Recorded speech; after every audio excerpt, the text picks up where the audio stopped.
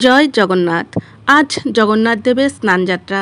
স্কন্দপুরাণে বর্ণিত রয়েছে, পুরীর জগন্নাথ দেবের মূর্তি প্রতিষ্ঠার পর প্রথম বছরই রাজা ইন্দ্রদম্ন এই স্নানযাত্রার সূচনা করেছিলেন। জ্যৈষ্ঠ মাসের পূর্ণিমা তিথিতে অর্থাৎ স্নানযাত্রার পর জগন্নাথ দেবের দর্শন করতে বিশেষ পুণ্যলাভ হয়ে থাকে।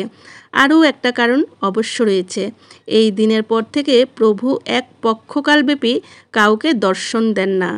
স্নানযাত্রার ঠিক আগেই যখন সন্ধ্যায় জগন্নাথ, বলভদ্র, সুভদ্রা সব সুদর্শন চক্র ও মদনমোহনের বিগ্রহ গর্ভগৃহ থেকে বের করে শোভাযাত্রা সহকারে নিয়ে আসা হয় স্নানবেদিতে। জয় জগন্নাথ, জয় সুভদ্রা, জয় বলদেব।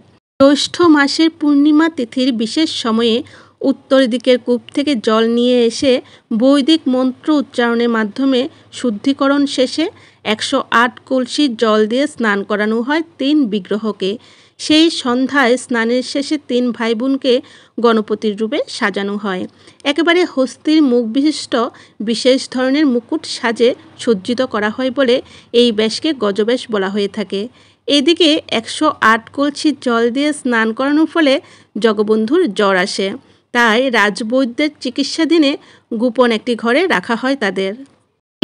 এই পক্ষকালে মূল মন্দিরে পটচিত্র রাখা হয় 3 ভাই বোনের, সেখানে ভক্তকুল দর্শন করতে পারেন। এদিকে বিশ্বাস, রাজবৈদ্যের তৈরি বিশেষ পাচন খেয়ে ক্রমেই সুস্থ হয়ে ওঠেন প্রভু জগন্নাথ দেব, আর তারপরেই রথে চেপে মাসির বাড়ি যাত্রা করেন। ভুল ত্রুটি মার্জনা করবেন। রাধে রাধে। জয় জগন্নাথ, জয় বলদেব, জয় সুভদ্রা।